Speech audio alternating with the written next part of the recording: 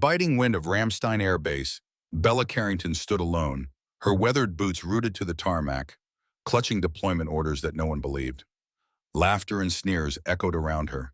Soldiers too young to know war's weight called her a relic, a fraud, their words sharp as the scar she bore from a bullet that nearly claimed her life. But when a general stepped from a helicopter and saluted her, the airfield fell silent, their mockery replaced by awe. What hidden sacrifice had Bella carried all these years, and what truth would her return to duty reveal? Step into her story, a journey of resilience, redemption, and the quiet courage that refuses to fade. The wind sliced across the Ramstein tarmac, carrying a cold sharpness that belied the early summer sun suspended high in the sky. Gray hangars shimmered under the light, the air vibrating faintly with the hum of distant engines. Military personnel moved with efficiency and order, radios crackling, boots marching in rhythm. Amidst that disciplined flow stood a woman who, in the eyes of many, didn't seem to fit. Bella Carrington adjusted the strap of her duffel, her fingers wrapped tightly around a folded stack of deployment orders. Her boots, scuffed from years long past, dug into the pavement. Her posture was still, her eyes unwavering, but most of those around her didn't see the steadiness or the calm. They saw only what they wanted. A woman in her late 40s, alone, black, dressed in a plain tan jacket devoid of insignia. "You lost, ma'am?" The voice behind her carried a smirk. Bella turned slightly. The private was fresh from boot camp. Pale, cocky, barely old enough to drink. The name stitched onto his chest, Maddox. Beside him, two others chuckled, trying to mask it but failing. One, lean and dark-eyed, murmured under his breath, just loud enough to carry, "She looks like she wandered away from a nursing home." The third, Fields, added with a snort, "Maybe she thinks this is the line for senior discounts." Bella didn't flinch. Her grip didn't tighten. Her lips didn't twitch. She said nothing. Instead, she turned back to face forward and step quietly closer to the checkpoint. Lieutenant Riley Monroe appeared moments later, weaving through the line with clipped footsteps in a presence that demanded obedience. Tall, rigid, her blonde bun pulled so tight it looked painful. She carried the air of someone who saw protocol as sacred law.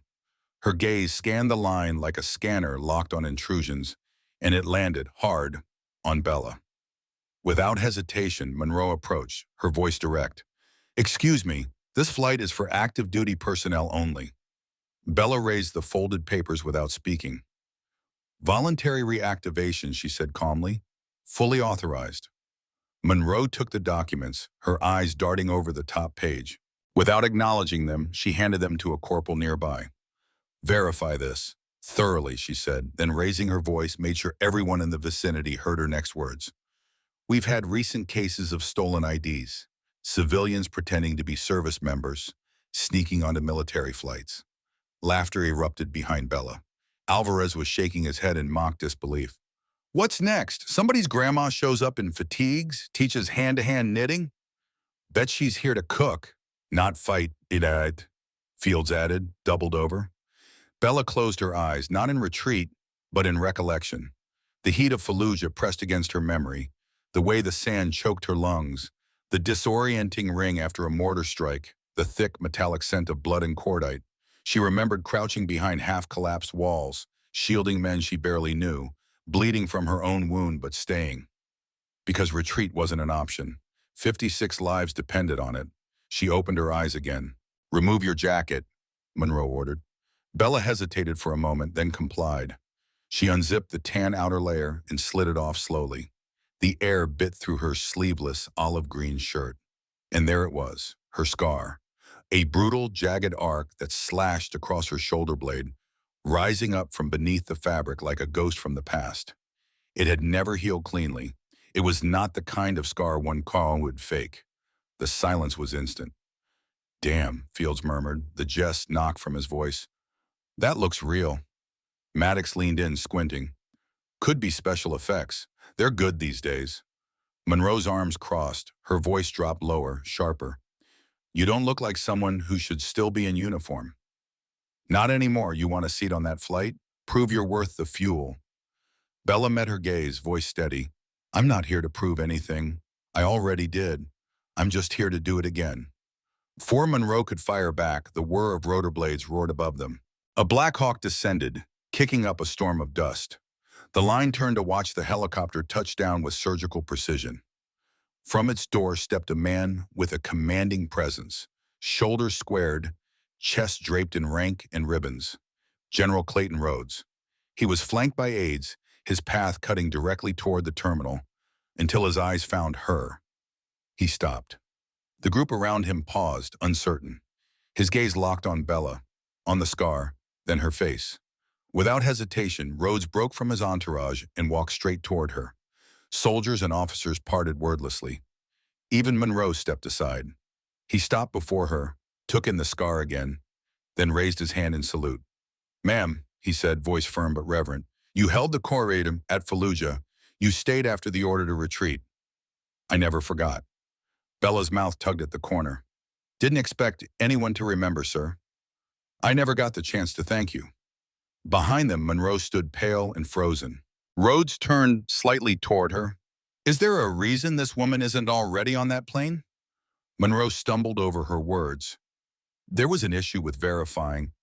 "That scar verify more than any clipboard it ever could," Rhodes cut in, his tone final. He turned to Bella again. "Come with me." And without another word, he led her past the checkpoint, past the stunned silence, past the line that no longer dared to laugh. The wind still blew across the tarmac, but now it carried only shame and quiet awe. Bella walked beside the general in silence, the scar on her shoulder burning under 100 stares. Not with shame, but with hard-earned truth. Behind them, the blades of the Blackhawk slowed, the noise fading into murmurs of disbelief. They reached the terminal glass doors. Rhodes paused. "You handled that with more grace than most men I know," he said. Bella looked at him. "After what I've seen, sir, a few jokes don't sting much." He nodded. "Still, they'll remember this day." And inside, the rhythm of the bass resumed, but something had shifted. The chatter over the radios continued, clipped, voices moving through checklists and procedures, but something had shifted. A subtle current ran beneath the surface of the usual routine, uneasy, watchful. As General Rhodes made his way through the base, officers subtly adjusted their posture. A few gave Bella Carrington a nod, some uncertain, others quietly respectful, and a handful visibly ashamed. In a private holding area near the flight deck, Rhodes gestured toward a row of chairs. "Take a seat," he said, his voice lower now, more personal. "I'll have my aide fast-track your clearance. You'll be on that jet in under an hour." "I appreciate that, sir," Bella replied, her voice calm. He hesitated, something unreadable in his expression. "Do you want to make a statement about what happened back there? What they said to you?" Bella shook her head, slow and deliberate. "No, let them remember their own words. That'll linger longer than anything on paper." Rhodes exhaled long and measured. It wasn't the kind of answer he was used to. "You know," he murmured, almost to himself, "I wasn't even supposed to be on that flight line. Weather forced a delay, otherwise I never would have seen it. Maybe someone up there figured I'd had enough disappointment for one morning." He cracked a tired smile. "Or maybe someone decided it was time they all remembered who the hell you are." With that, he stepped out, phone already in hand, leaving Bella in the quiet of the holding room. The hum of distant jet engines and the steady churn of the HVAC units filled the space like white noise.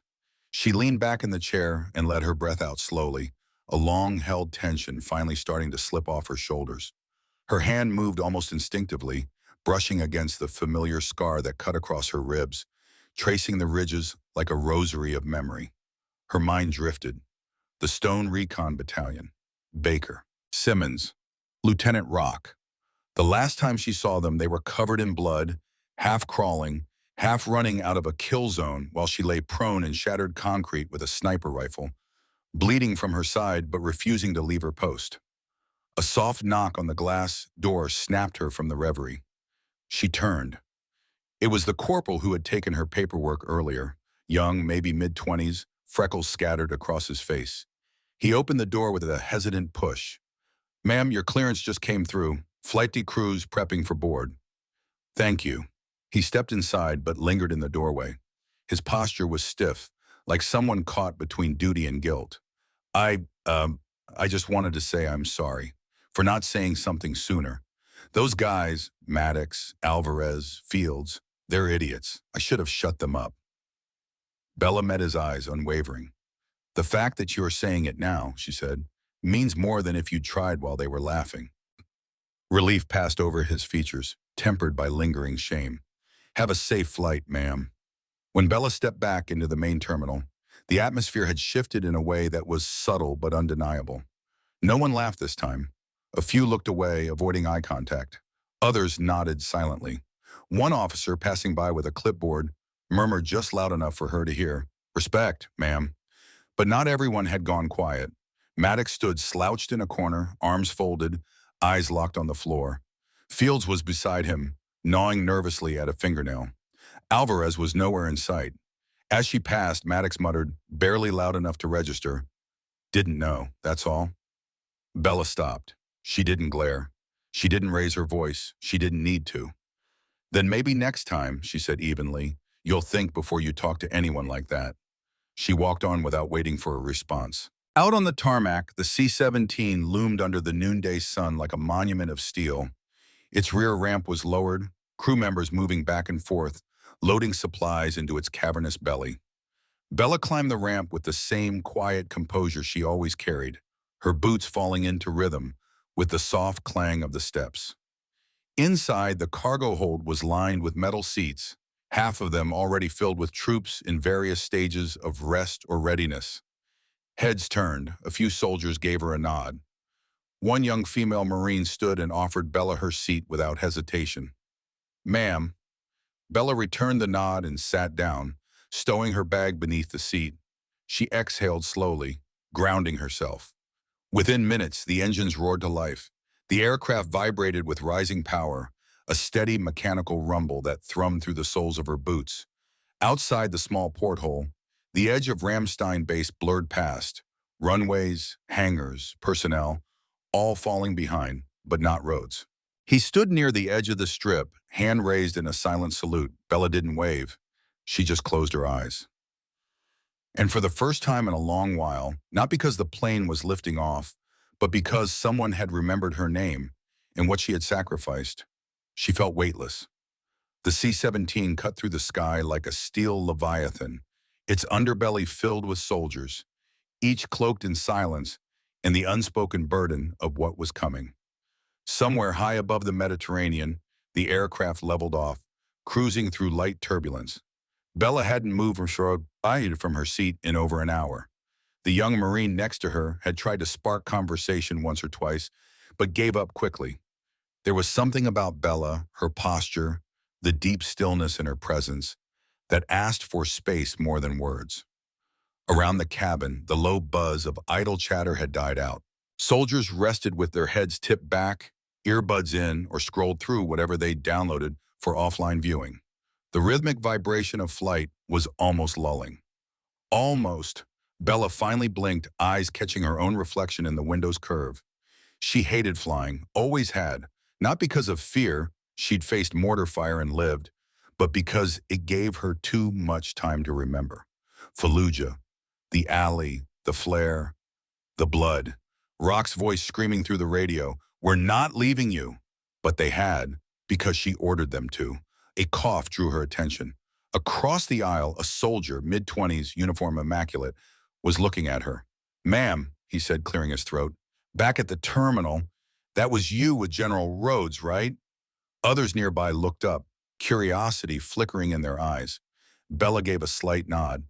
"That was badass," he said, then quickly added, "Sorry, someone showed us the photo. It's already going around. You standing there with your coat off, scars showing, the general saluting you?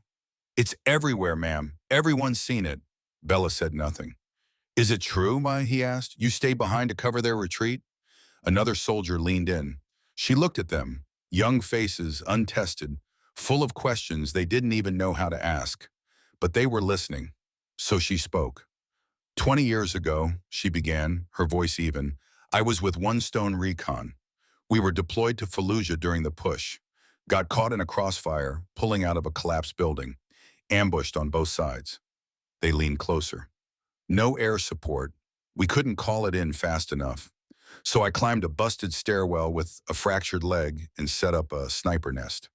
I stayed behind while my unit pulled out, took out as many as I could, until I ran out of ammo. Someone whispered under their breath, "Jesus." Bella didn't pause. They made it out. I passed out. Woke up days later in a med tent in Ramadi. Doctors said I shouldn't have lived. Maybe I didn't. Maybe something pulled me back. The silence that followed felt thick, reverent. Then a voice came from the rear. A woman, dark braids tucked under her cap. "Why'd you come back, ma'am?" she asked quietly. "After all that?" Bella met her eyes. "Because too many of you," she said, "are heading into things you don't understand yet. And someone needs to be here when it hits." She nodded slowly, like the weight of understanding had just settled on her shoulders. For the next hour, something shifted in the cabin of the aircraft. The air grew quieter but heavier, as soldiers who had once kept their distance now moved closer.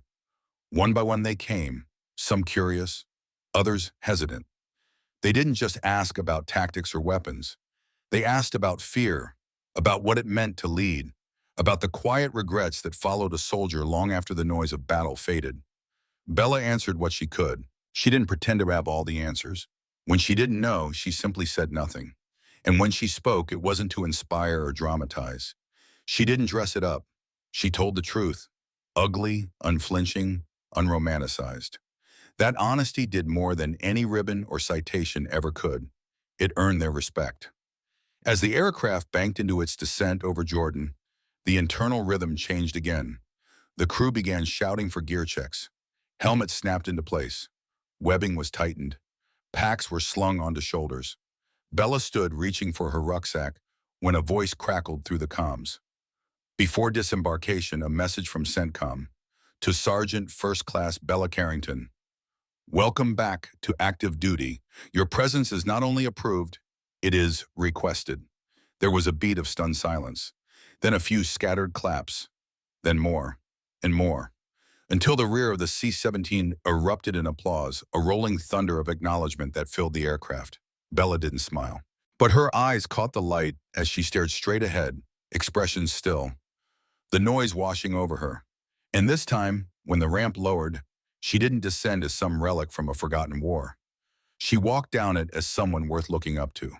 The Jordanian sun was merciless, white-hot and unrelenting, cutting through layers of desert haze like a blade. The ceasing had barely rolled to a stop on the edge of the cracked remote airstrip when the ramp hissed open, releasing a wall of heat that surged into the plane's belly like a living thing. Bella was the first to meet it. She didn't blink, didn't wince. Her boots hit the tarmac with a kind of quiet finality. Behind her, the others followed, blinking hard in the glare. But Bella never looked back. She didn't need to. A dusty Jeep waited a short distance away. Its driver, a fresh-faced corporal no older than 22, jumped out and stiffened into a salute. "Sergeant Carrington, ma'am, command's expecting you." She returned the gesture with a small nod. "Lead the way." The drive across the base was rough and fast. The desert wind had swept sheets of sand over the asphalt, turning the road into a churn of dust and heat. The Jeep bounced and rattled like a vehicle twice its age. Bella didn't comment. Around them, the terrain of southern Jordan unrolled in hardened waves, tan ridges, cracked valleys, a landscape hollowed out by centuries of sun and silence. There were no tour buses out here, no glossy postcards. This was the edge of the world. A place built for one purpose: preparation. They passed through the outer wall of a forward operating base, its only identifier a series of stenciled black numbers, FOB 23. Inside, a mixed unit was beginning to assemble. Men and women from every branch of the service, most of them young, too young. Some looked like they had only just learned to shave. A few had the quiet bearing of experience, but many bore the unmistakable look Bella knew too well. Cocky, hungry, untested. As she stepped out of the Jeep, a tall, clean-cut captain in mirrored sunglasses approached. "Sergeant Carrington, I'm Captain Elias Monroe. Welcome back to the sandbox." Bella gave him a look. Too clean, voice too smooth. She offered a small, non-committal nod. "Appreciate it." Monroe smiled like he was used to smoothing feathers. "I've read your file. Command wants you working with our Tier 1 candidates, mental resilience drills, scenario-based stress training. We've got some promising kids, but none of them have had to fight for every breath in a hot zone. I'm not here to coddle them, Bella said flatly. Good, Monroe replied. Last guy tried that, quit 3 days in, voluntarily. He led her toward a shaded area where a canvas briefing tent had been hastily set up. Inside, folding chairs were scattered across uneven sand, a battered whiteboard propped against a crate of bottled water. Monroe clapped his hands once, sharply. All right, Boots, eyes up. New team lead joining us today. Some of you might have seen the photo circulating. Yeah, that photo. This is Sergeant First Class Bella Carrington. A few heads turned. Some widened. A couple didn't react at all. Monroe stepped aside, letting her take the floor. No podium, no fanfare, just her presence. You don't know me, she began, and you don't need to. But if you're sitting here thinking this program is just another box to tick on your career ladder, let me save you the trouble. You won't make it. A few murmurs rippled through the group. One soldier shifted in their seat. I've seen real fear, she continued. I've seen men with 3 tours under their belts freeze up because the ground rumbled differently. I've seen squad leaders forget their own names the moment the first round cracked overhead. She let that settle. You're not here to impress me or each or there. You're here to learn how to stay alive. I'm not your enemy, but I will break you if I have to. Better I do it here than watch you fall apart out there. A female Marine in the front row raised a hand. Ma'am, what's your background? Bella looked at her, eyes steady. Fall of '04, my unit pulled out. I didn't, at least, not the same. That was enough. The questions died there. Monroe looked halfway impressed. All right, you heard her. Gear up. First stress drill starts in 20. The group began to scatter. Bella didn't move. The sun climbed higher. The heat grew sharper. Within the hour, the unit was herded into a simulation village. Mock concrete huts, burned-out sedans, alleyways choked with debris. It was designed to mimic a real urban kill zone. Hidden charges were set. Flashbangs rigged. A team of instructors stood ready with remote triggers. Bella stood at the control tent's edge. One of the instructors, a weathered airborne NCO, gave her a knowing nod. Word travels fast, he said. You really the one Rhodes saluted back at Ramstein? Bella gave a small shrug. Depends who's asking. He grinned. Name's Jackson. I've been grinding these kids down for 6 months. Glad to have backup. The drill started. One by one, teams moved into the village. Radios buzzed. Simulated gunfire popped from hidden speakers. Some froze. Some panicked. One recruit nearly tripped over a dummy charge. Bella watched in silence until a particular candidate, a wiry corporal named Kincaid, charged down an alley without checking corners. A flashbang detonated just 2 feet from his leg. He dropped his rifle and yelped like he'd been punched in the lungs. Later, as the squad regrouped, Bella walked straight to him. You think yelling louder makes you a leader? Cade blinked, startled. No, ma'am. You almost got your team ghosted because you forgot Rule 1. Slow is smooth. Smooth is festive. She narrowed her eyes. You rush like that again, you're out. He nodded, chastened. She walked past him, and something in the group changed. They were still sweating, still winded. But now they were paying attention. And for once, the desert wind went still. By dawn, the next morning, the sun was already exacting its toll. By 0700, heat had crept under every helmet strap and soaked into every crease of their uniforms. Bella stood at the edge of the grounds, arms crossed, watching them shuffle into formation like bleary high schoolers dreading a final exam. Captain Monroe hadn't arrived yet. That was fine. Bella stepped forward, voice sharp. Line up in full kit. This isn't a brunch buffet. There was grumbling. She heard it. She ignored it. A few stragglers came running, breath ragged. The day was just beginning. Corporal Kincaid was among the last to jog in. His uniform was soaked through, his eyes hollow from lack of sleep. He didn't meet anyone's gaze, kept his head down like the shame was too heavy to carry. Bella paced slowly in front of the assembled group, boots crunching softly against the packed earth. Her voice, when she spoke, cut through the dry morning air like gravel dragged across concrete. Today's not about weapons, she said flatly. Today is about what happens when your body tells you to quit, and whether your mind listens or not. They stared at her, puzzled. Some exchanged glances, a few uncertain smirks creeping in at the edges.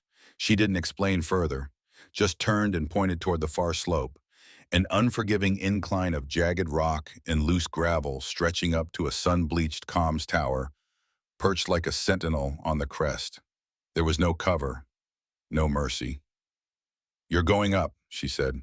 "You're going up with 40-pound rucks, one canteen, no shade, and a 5-minute head start before my instructors launch the drones. If your vest sensors register a simulated strike," she paused, then delivered it without a flicker of humor, "you're dead." Someone snorted. "She's joking," they muttered. Bella's eyes swept across them, sharp, cold, and surgical. Not a word, just a look that made the smirks vanish like steam off sun-baked steel. "Go, now." They moved, stumbling into motion. It wasn't a clean start. Some tripped, others tried to cheat the terrain, veering towards flatter paths. Every shortcut was called out and logged. The instructors followed behind with tablets, tracking every movement, every impact zone, and every lapse in judgment. Bella remained at the base of the hill, arms folded, as she watched them scramble toward the unforgiving summit. Jackson stepped up beside her, squinting into the heat haze. "Bit harsh for day 2, he murmured. Bella didn't answer. "You trying to make them hate you?" She turned just enough to meet his eyes. "I'm trying to make sure they survive." Up on the hill, the sun pounded down like a hammer. The line thinned quickly.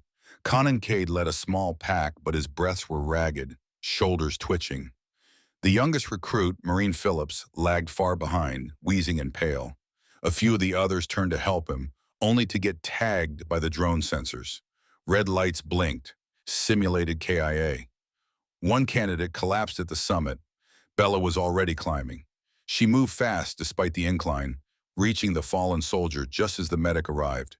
The girl lay crumpled in the dust, her vest off, eyes glazed over. The medic glanced at Bella.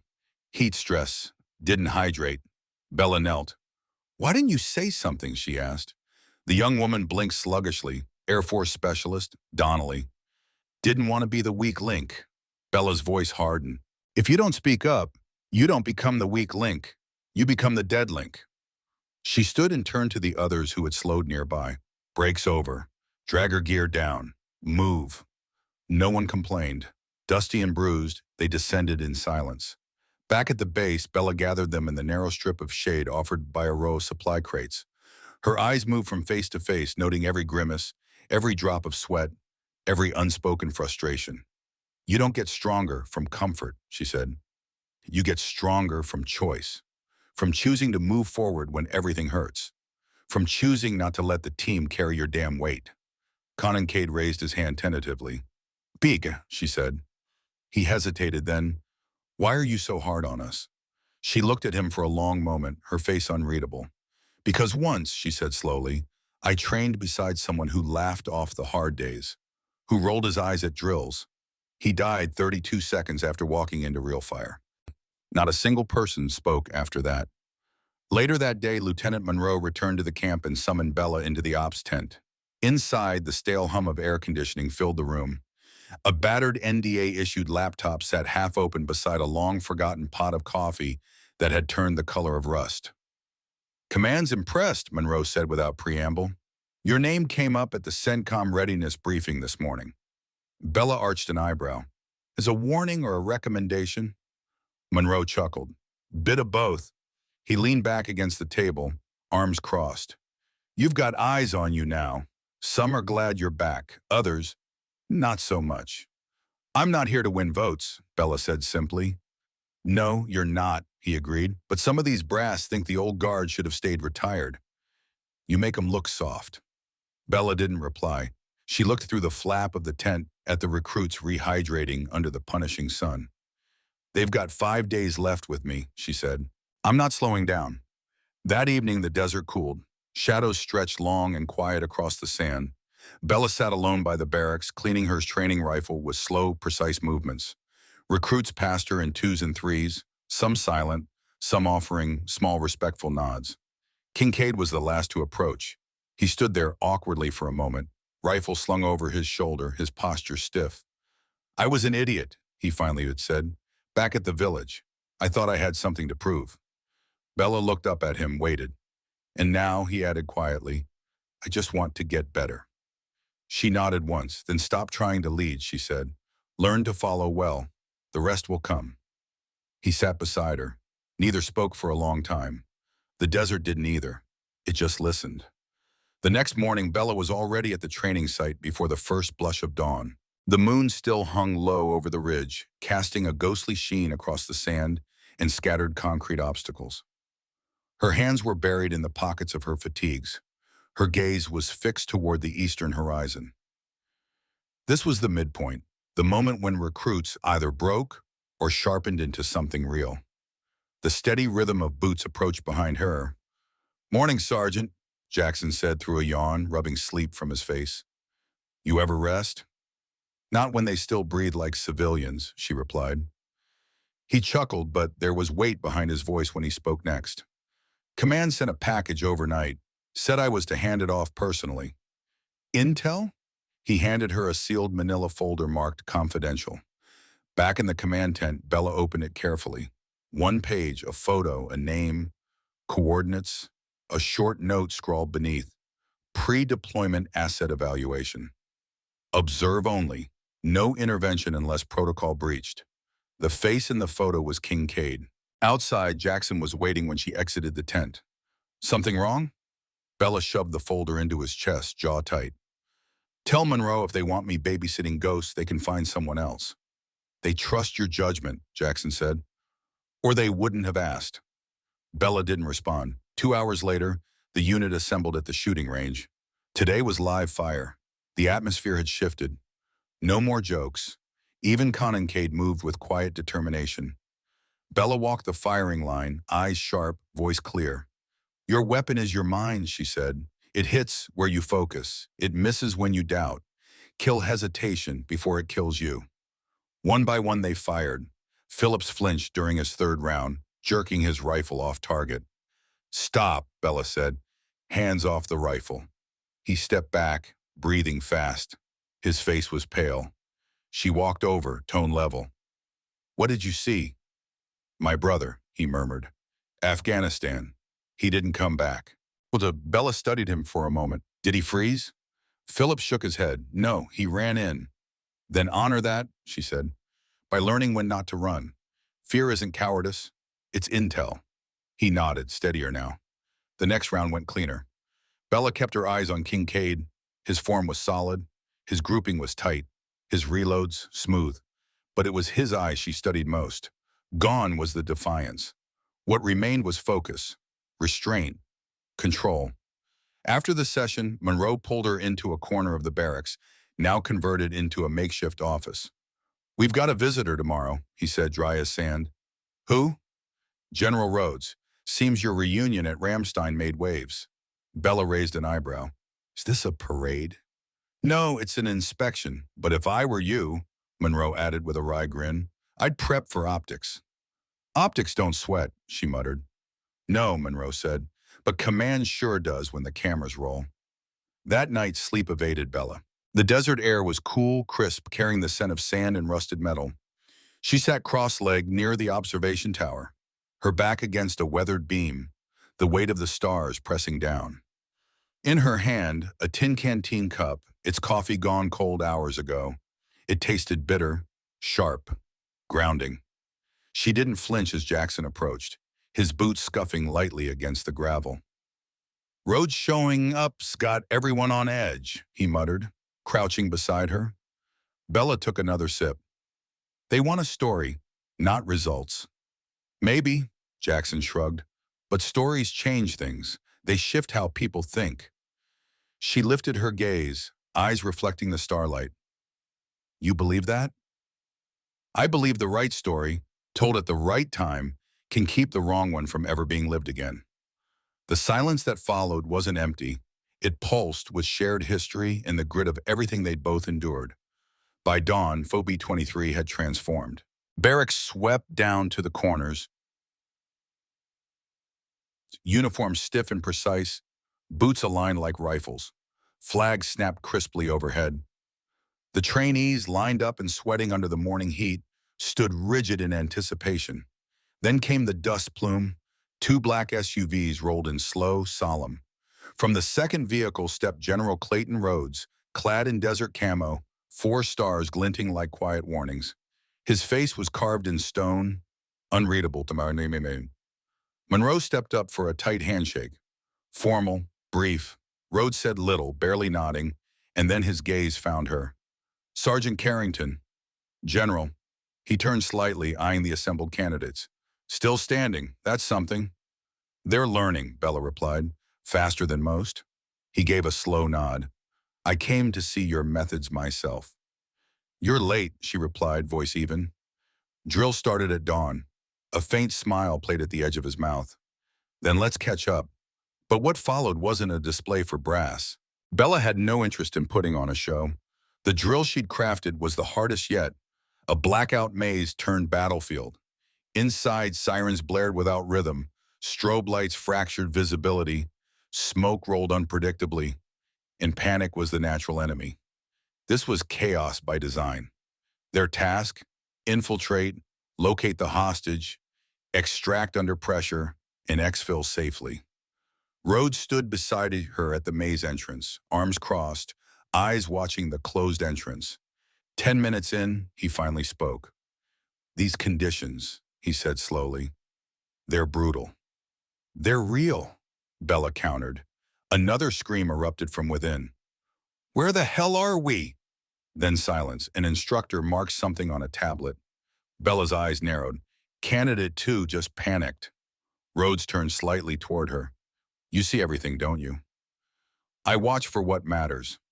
When the team finally stumbled out, faces drenched, chests heaving, one dragging a twisted ankle, they were changed.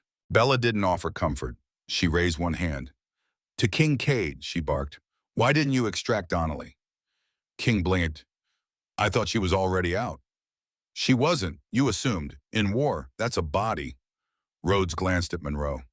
She doesn't hold back, Monroe said quietly. That's why they're still breathing. The drill ended, but Rhodes lingered long after the dust settled. Bella walked over. He didn't speak right away.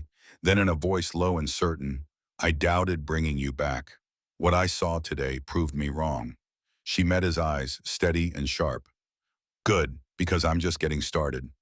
He nodded, turned, and walked away, but not before glancing once more over his shoulder. Toward the team, still recovering in the dirt. Toward the storm Bella had become, and the calm she was teaching them to carry inside it. That night, after the base quieted and the desert wind softened, Bella wandered along the outer perimeter of Phobie 23. Her shadow stretched long in the artificial lights, drawn thin across the dunes. The base still buzzed from Rhodes' visit, half admiration, half speculation. But Bella wasn't chasing recognition. She never had.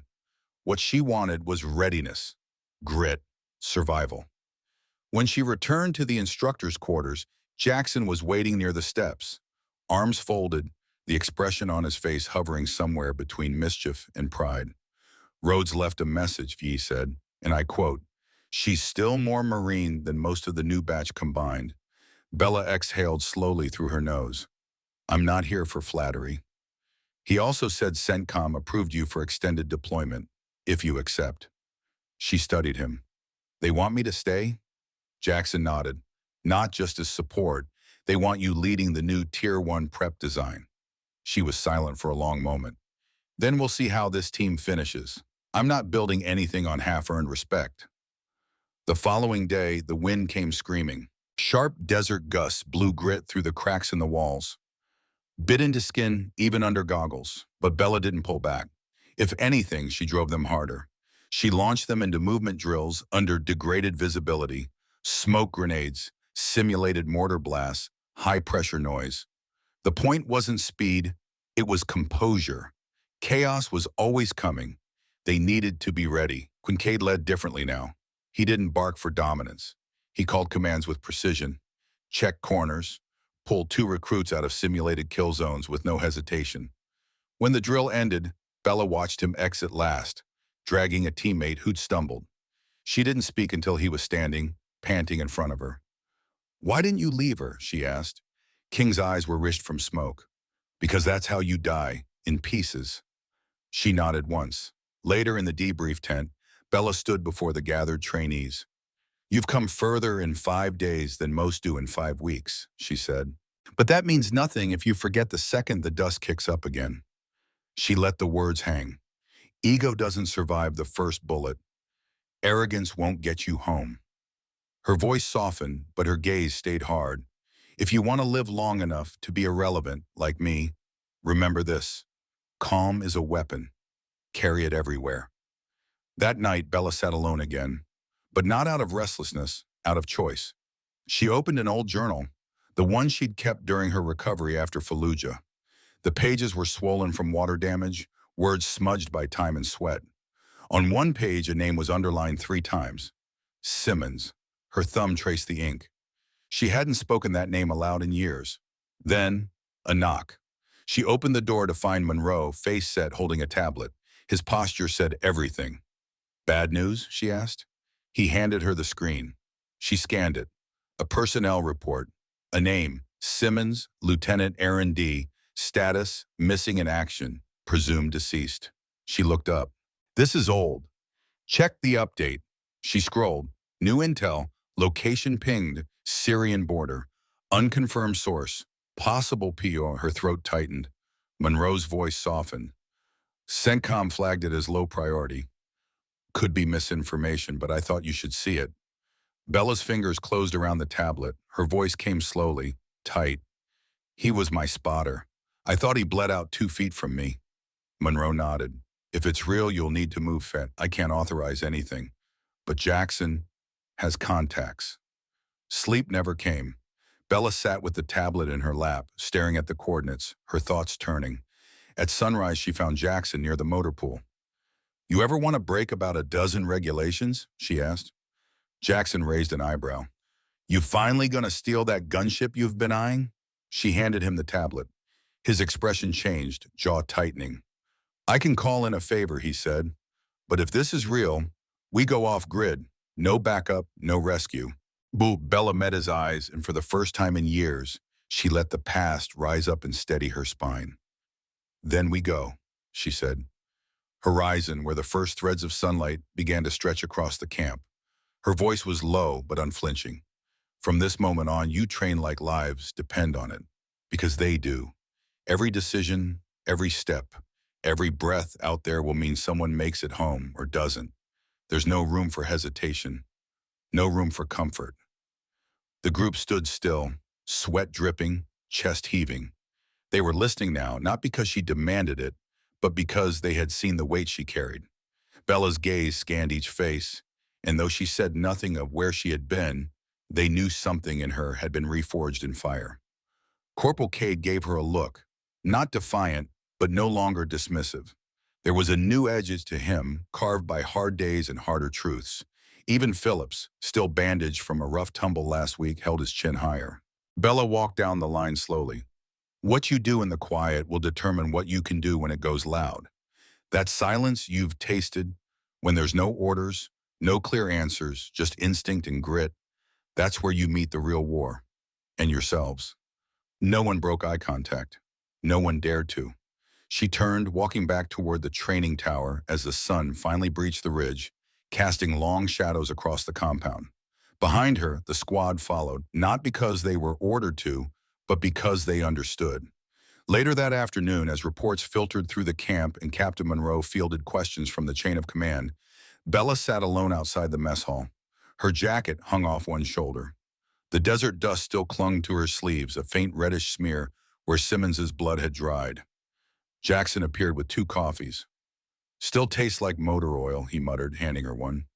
She took it wordlessly, sipped, then looked out across the open sand. "Rafi's already gone," he said, "left before the sun cleared the ridge. Said he doesn't stay where ghosts walk twice." Bella gave a small nod. "Smart man." They sat in silence for a moment. Then Jackson asked, "You ever think about staying gone, not coming back?" She didn't answer immediately. The wind shifted, kicking up a brief swirl of sand. Then she said, Every time I come back, it feels less like coming home, more like unfinished chapters. Simmons? Jackson asked. She stared into the horizon. He's not a ghost anymore, but some parts of me still are. That evening, Bella walked through the barracks, checking each corner with the familiar quiet stride of a veteran. Cade was cleaning his gear. Phillips was reading a dog-eared letter. Donnelly was passed out from heat exhaustion, but a canteen sat within reach, placed there by someone else. Small signs of unity. Growth. Bella paused by the chalkboard. It still had her handwriting from 3 days ago. Stay sharp. Stay standing. She erased it, wrote something new. The forge doesn't wait. Be ready. Always. The next morning at the edge of the field, Monroe handed her a folded report. Promotion list. Command wants input. She scanned the names. A few stood out, ones who had transformed under fire, who had failed and learned, not just performed. You'll have it by tonight, she said. Monroe paused before walking away. Bella, what happened out there is over, she interrupted. We brought him back. That's what matters. He didn't press further. But as he left, Bella looked toward the south, the direction of the border, of Al-Hari, of the dark stretch of desert where unfinished business had drawn her back into the shadows. Somewhere out there, other names waited, other debts. And Bella Carrington had never been one to leave a ledger unbalanced. From the top of the observation tower, 3 new flags flapped in the wind, red, green, and black. Each one stood for a specific type of scenario. The recruits would be split into randomized teams and given live mission objectives in real time. There would be no instructors offering advice, no tips, no safety nets, only consequences. Complete the mission and you move up. Fail and you do it again. This time under fire, Bella announced with quiet finality. A hand shot up. Kincaid. Under fire? Bella gave a single nod. Non-lethal rounds. Paint munitions. But make no mistake, you'll feel it. The squad shifted uncomfortably, eyes darting to one another, but no one raised an objection. The drills kicked off at noon, dragging on until the last rays of sunlight dipped beneath the horizon. From her position in the tower, Bella remained watchful. 2 newly assigned instructors flanked her, there solely to monitor. She offered little input. That wasn't her method. She wanted the teams to struggle, adapt, and rise above it, on their own. Kincaid's unit tackled their red flag mission, a simulated hostage rescue with near flawless execution. Their movements mirrored textbook precision, but one vital mistake stood out, a delay during the extraction. Later in the debriefing, Bella didn't mince words. Who cleared the evac route? She asked, her voice low but cutting. Kincaid raised his hand. I did. I based it off yesterday's recon. Bella locked eyes with him. Yesterday gets you killed. Today keeps you breathing. He didn't argue, just nodded, absorbing the lesson with silent resolve. No excuses. Another team bungled their black flag op, which involved recovering a downed drone. They split up far too soon and the mission fell apart. Bella didn't shout. She let the silence press in, heavy, instructive. Finally, she spoke. You broke the first rule. No one gets lost alone. Not in the desert, not in combat, not in life. That night, after lights out, Bella made her rounds through the barracks. She checked gear, glanced at boots neatly lined, watched the rise and fall of exhausted chests. She paused at one bunk in particular, Phillips's. The young Marine had struggled early on, but had begun to find his footing. Tucked into the metal frame of his cot was a photo, an older Marine, uniformed and grinning. His brother. Bella exhaled quietly and moved on. At the far end of the row, Kincaid sat alone, cleaning his rifle under the dim amber glow of a reading light. He looked up. You really found him, he said. Bella nodded. Yeah. He okay? He will be. Kincaid hesitated. What was he like before? She sat across from him, her expression softening. Louder than me, smarter too, but reckless. We both were. That's why we got paired, balanced each other out. He leaned in. Did saving him change you? Bella paused, eyes distant. No, it reminded me why I stayed.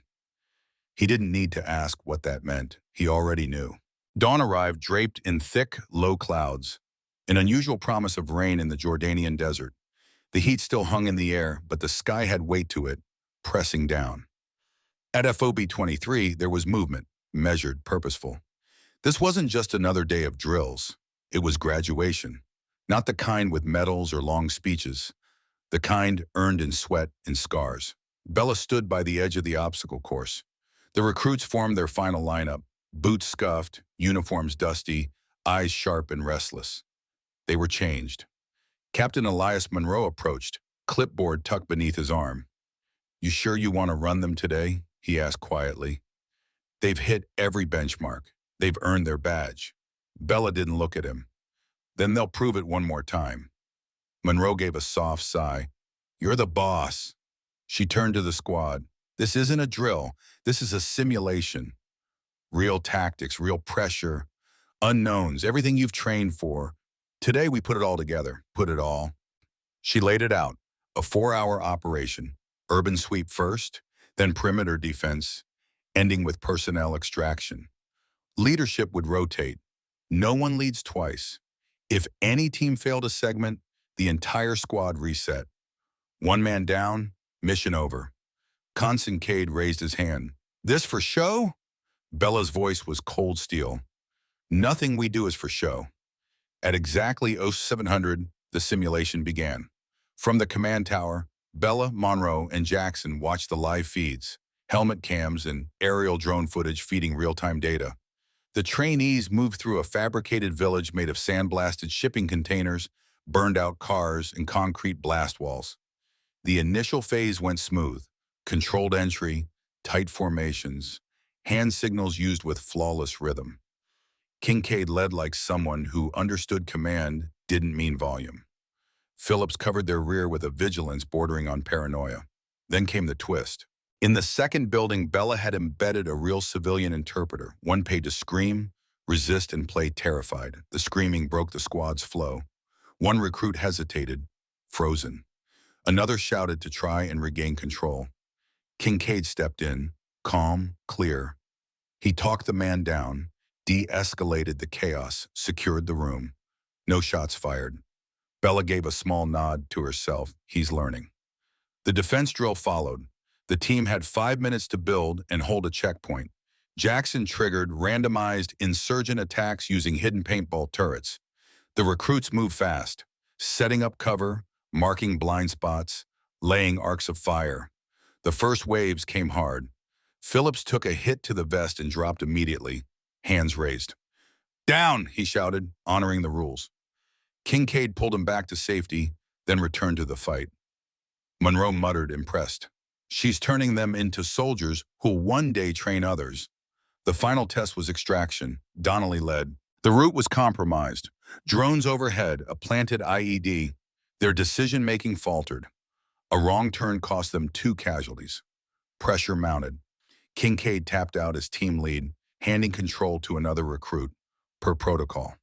That choice, letting go of command, might have saved the whole mission.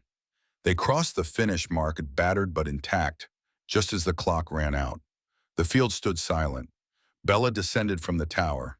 Boots crunching in the sand, she walked until she stood before them, meeting each pair of exhausted eyes, faces dirt-smeared, sweat-lined, and wide awake.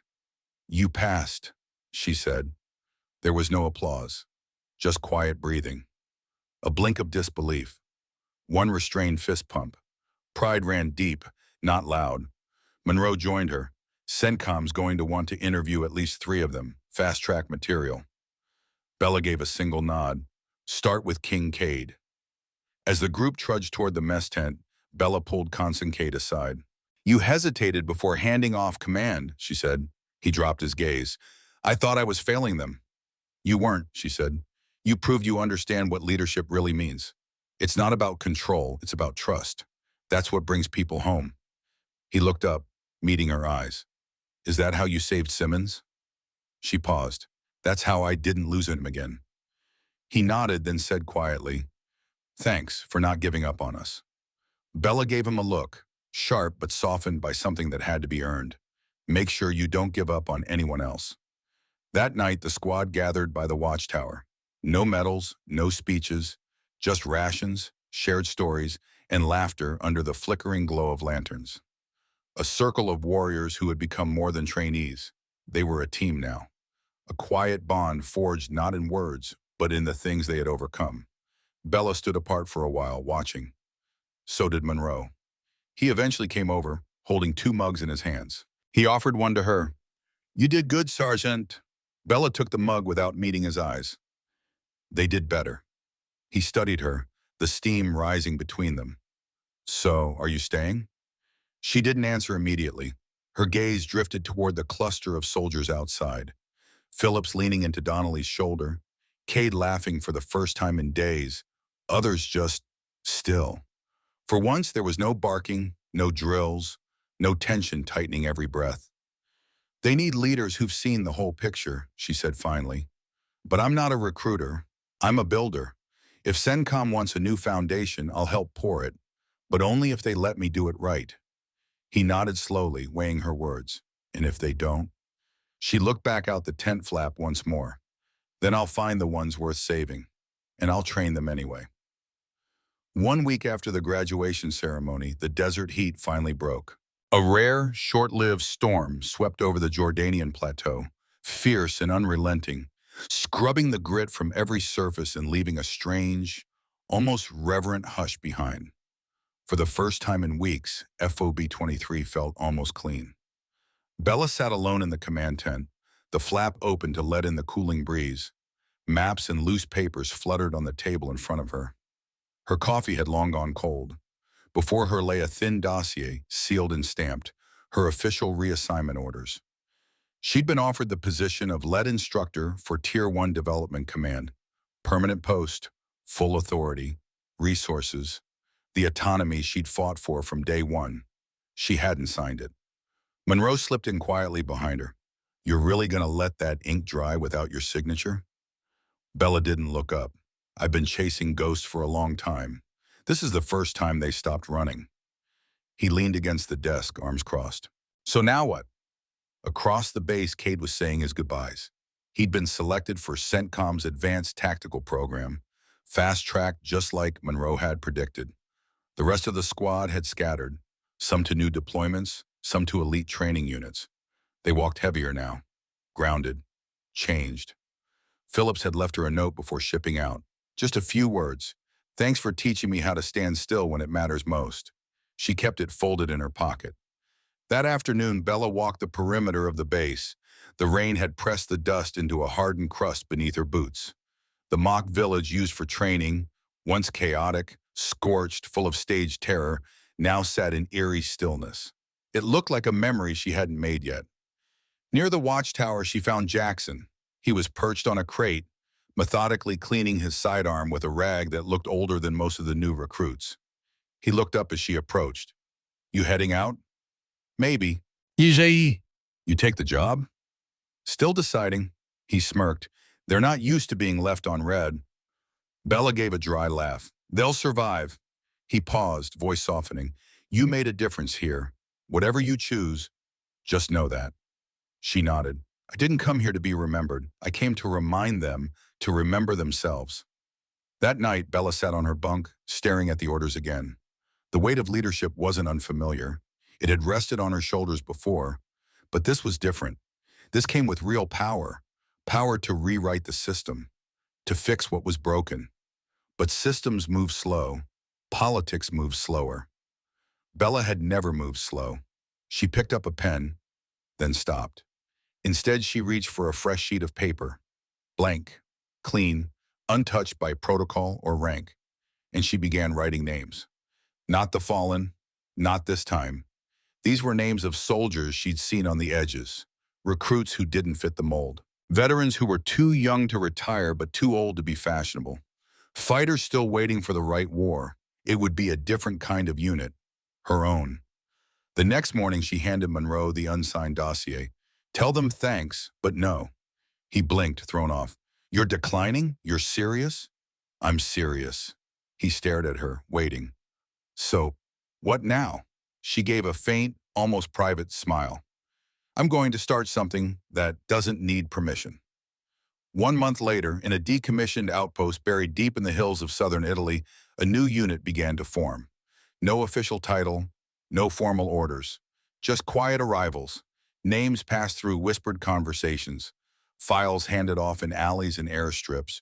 Backgrounds checked by loyalty and fire, not paperwork. They called it the Forge.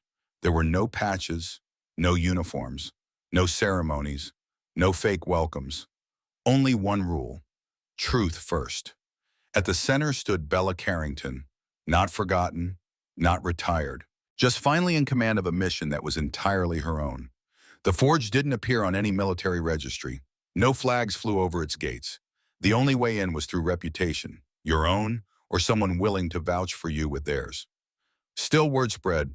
2 months after she turned down CENTCOM's promotion, the abandoned NATO relay station buzzed with quiet life. Stripped of emblems and ego, what remained was raw potential and restless minds. She'd spent the first week alone cleaning bunkers, rewiring old systems, sealing leaks with her bare hands. No complaint, no hesitation. Jackson was the first to arrive. 2 duffels, a tired smirk, and no questions. Then came the others. A discharged combat medic who'd spoken too loudly about a preventable death. A drone engineer who built battlefield tech faster than brass could approve it.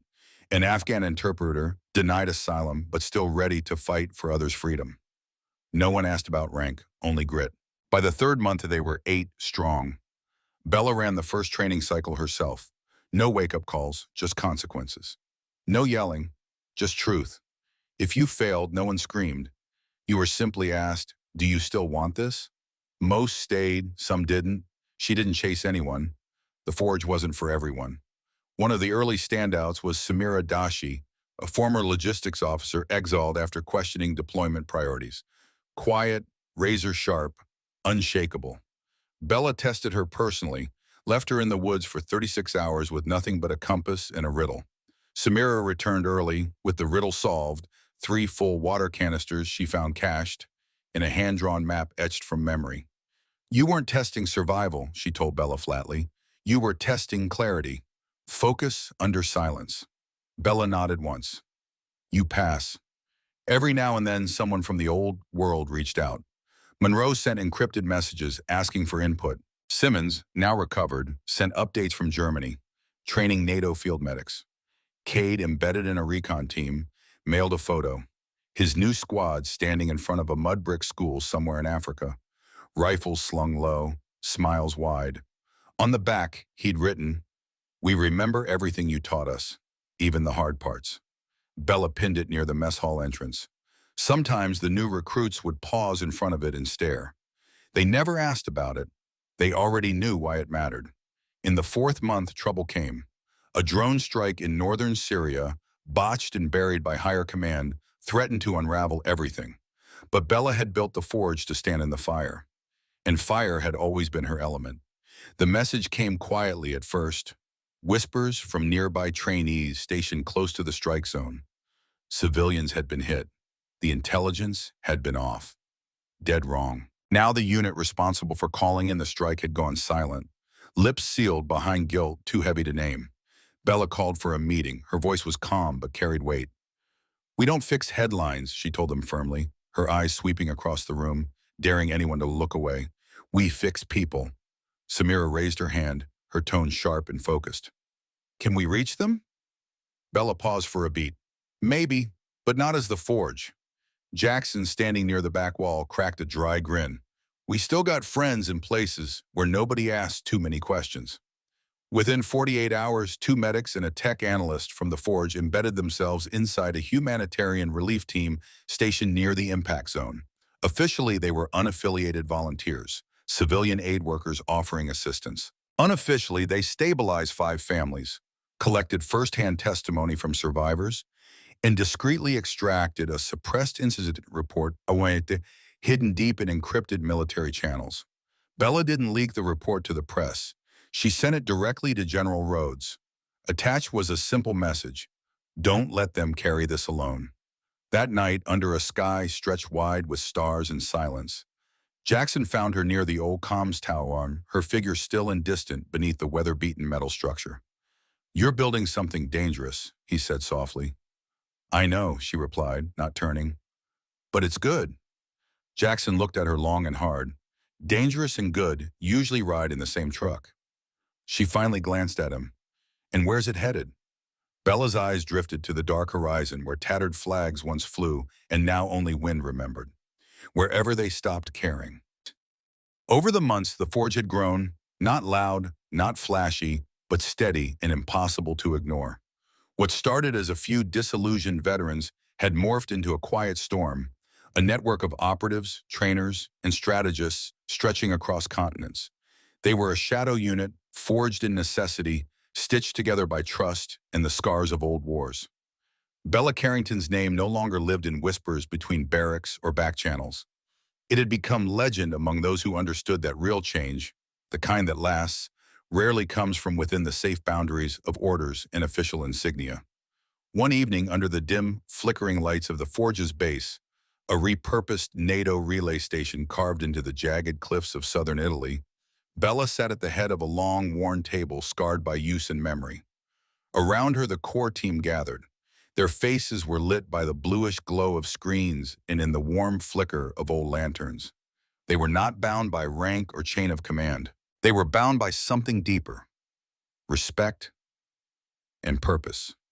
Jackson leaned back in his chair, his arms folded over a weathered tactical jacket.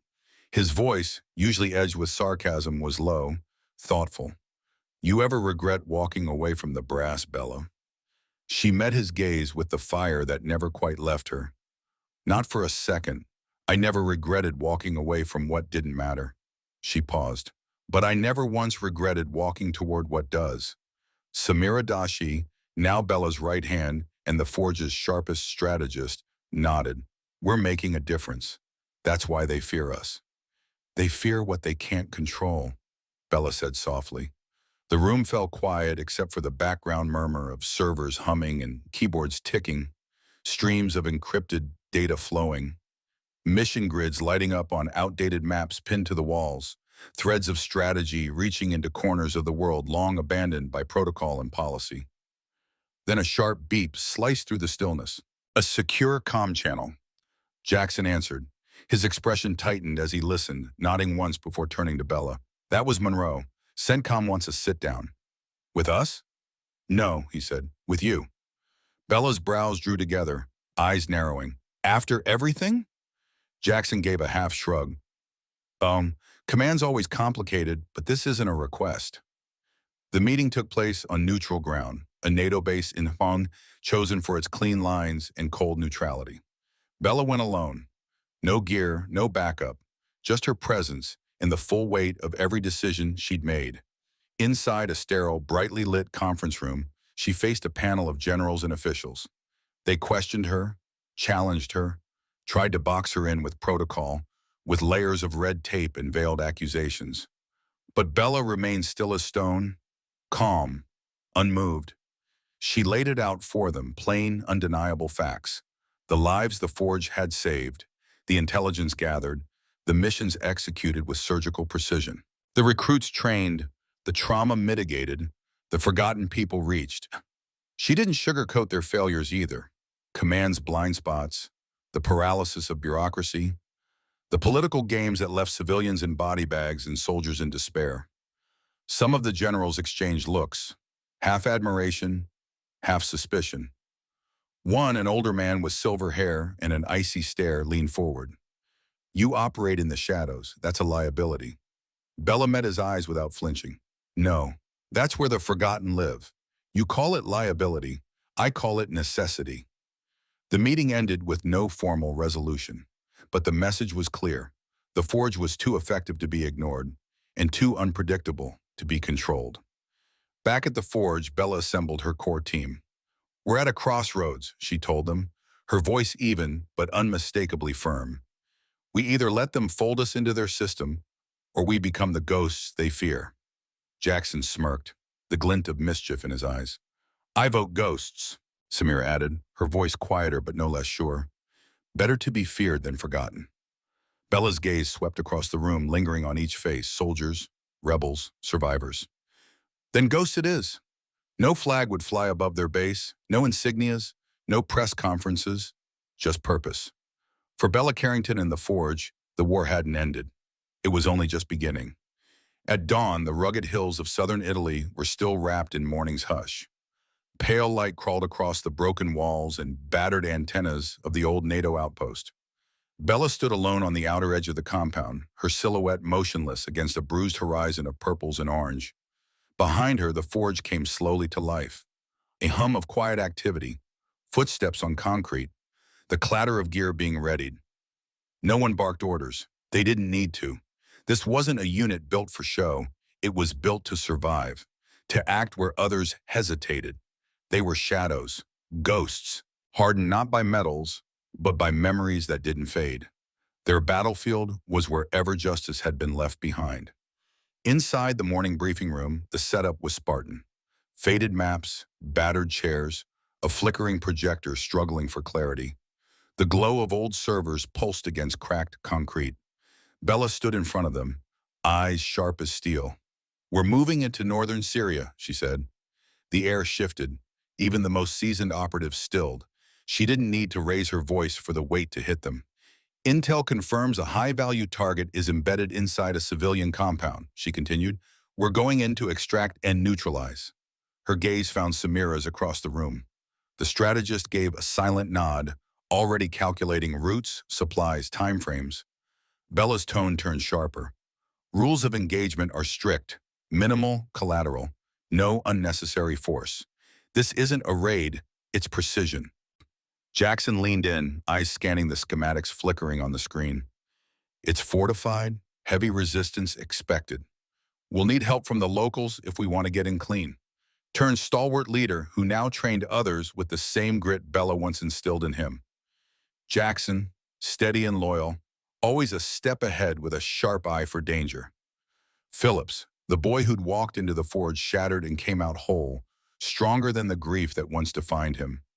Each of them a thread in the fabric of something far greater than any one mission or medal could ever express. The days leading up to the operation had blurred into one another. No sleep, just purpose. Preparation was relentless. Bella moved among her team like a ghost, checking gear, revising contingencies, mapping every route, every exit. In the stillness of those final hours before deployment, she felt the gravity of it all pressed down on her chest. This wasn't just about extraction. It was about redemption. It was about the lives they might save and the ones they'd already lost. Night came without mercy. Under a moonless sky, their blacked-out transports dropped the teams far from the target compound. From there, it was all on foot. Silence reigned, only the hiss of wind through sand and the soft footfalls of boots pressing into gravel marked their passage. Above, drones buzzed faintly, offering streams of real-time data through the soft murmur of encrypted comms. Bella's voice, always calm, always steady, guided her team forward like a beacon. They moved like whispers between shadows, bypassing patrols, slipping past heat sensors and cameras as if the desert itself was helping them. When they reached the compound, everything hinged on seconds. The warlord inside wasn't just a target, he was a butcher, known for the slaughter of innocents. But inside those walls were women and children, hidden away, terrified, trapped. The mission directive was unflinching. Extract the warlord alive if possible, but above all, no civilian casualties. Bella led the breach. Her movements were exact, honed by years of muscle memory and survival instinct. One guard fell to her knife before he could blink, then another. The team flowed in behind her, silent as smoke, each playing their part in the intricate choreography of high-stakes assault. Gunfire erupted, short, controlled bursts, non-lethal takedowns wherever possible. And then chaos, a blur of screams, gunshots, and flashbangs. The warlord tried to bolt, pushing through a side corridor. Canoncade intercepted, dropping him with a precise strike that left him breathing but broken. Bella swept the compound, room by room, until her eyes found the civilians. Scared, crying but untouched. She gave them a quick nod, not a smile, but something stronger. A promise. Relief rippled through her chest, but it didn't soften her. Not yet. Extraction was no easier. They moved fast, retracing steps, evading the reinforcements already converging. Their local allies had secured a corridor for escape, but every minute felt like an hour. The desert wind had turned hot, and nerves ran raw. But they made it out. Every life accounted for, every breath earned. Back at the forge, the base remained dim and still. They debriefed in quiet voices, eyes rimmed with exhaustion, but lit with something else. Clarity.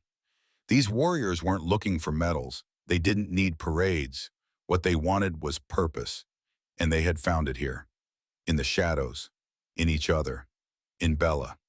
She stood at the edge of the war room later that night, watching her teams scatter to bunks or sit quietly with rations and water.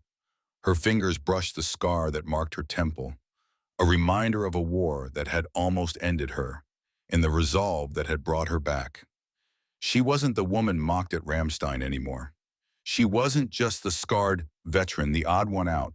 She was their leader, the tip of the spear. As weeks passed, the Forge wasn't just a unit anymore. It evolved into a cause, a doctrine whispered through the ranks of soldiers who'd seen too much to believe in speeches, but still craved meaning. Bella's vision had caught fire. One forged not in politics, but in necessity. She didn't chase headlines, she built warriors. That came with its own weight: political threats, media speculation, the ever-present risk of discovery. But the Forge thrived in that space between truth and silence. Bella adapted. They all did. Late one night, she sat at the head of the mission planning table. Maps and satellite images sprawled before her. Her core members flanked her, Samira sharp as ever, pushing for no collateral damage, Jackson watching every detail. A new mission lay before them, an arms shipment moving through contested territory. The stakes were immense. Warlords would rise or fall depending on the outcome. Bella's gaze lingered on the photo she carried, a faded shot of young soldiers, King's old squad, smiling in the middle of rubble and dust. She closed her fingers around it. Every face in that photo mattered. Every story behind those smiles was a weight she carried forward. This war wasn't over. It never would be. But they were ready. The room pulsed with quiet determination. No one said much, but they didn't need to. Outside, stars burned like watchful eyes over the Italian hills. The forge was awake, and the next fire had already been lit. As twilight faded into full night, Bella stood alone at the edge of the compound, wind brushing through her graying hair, whispering names she'd never forget. Simmons, Conincade, the ones she lost, the ones still fighting. She wasn't just fighting for them, she was them. Every scar, every mission, every life saved, and every one lost built the woman standing here. She had stepped into the war as a stranger. She'd become its quiet legend. And the forge, her forge, was only just beginning to burn. Bella stood silently beneath the harsh fluorescent lights, her silhouette etched in quiet dignity. Around her, faces came and went, soldiers hardened by battle, some too young to fully understand what they had signed up for, others bearing their own invisible scars. Among them was Phillips, the young Marine who once believed bravery meant charging headfirst into danger. But under Bella's guidance, he had come to learn that true courage often meant standing your ground when everything inside screamed to run. He had grown, not just in strength, but in understanding, and Bella carried his memory close like a flame cupped gently in her hands. Each person she had trained, mentored, or fought beside left a mark on her, not of pain, but of purpose. These memories were carved deep into her heart, like names on stone, unshakable, unforgotten. They reminded her that this fight was never just hers to bear alone. Every mission, every long night under fire, every whispered prayer in the quiet of dawn, these were the moments that shaped her far more than medals or applause ever could. Honor, Bella had come to realize, wasn't something bestowed upon you in a ceremony, wasn't pinned to a uniform with a speech and a handshake. It was forged in silence, in those seconds when no one was looking, when she chose to keep standing, to keep moving forward, to protect those around her even when she was falling apart inside. It lived in her decision to lead not with fear, but with a fierce blend of strength and compassion. That was the kind of leadership the battlefield taught, the kind that couldn't be taught in classrooms or manuals. The long, pale scar that ran across her torso spoke loudly of pain, of survival, of days spent bleeding in the dirt while the world burned around her. But those who truly knew her understood that her real story wasn't told in wounds or war stories. It was written in the way she stood up every time she was knocked down, in the way she refused to turn her back on the broken, the weary, the lost. To every soldier fighting battles they couldn't name, to every fighter carrying burdens no one else could see, Bella's journey stood as a quiet but unshakable beacon, proof that resilience wasn't some abstract word thrown around in recruitment posters. It was real and raw and lived in the marrow of those who refused to give up. Her story reminded them that no matter how deep the hurt, no matter how heavy the loss, the human spirit could rise again, could fight back with grit and grace, and somehow still find room for hope. Even now, as shadows of past missions haunted the edges of her mind, Bella pressed forward, not for herself, but for those who still needed her, for the fighters who were too tired to believe in themselves, for the quiet heroes walking among us every day, unnoticed, uncelebrated. She walked for them. And though the world might never know each name, each story, she remembered. Every single one. Because every scar told a story, and Bella Carrington had made sure hers would be worth telling.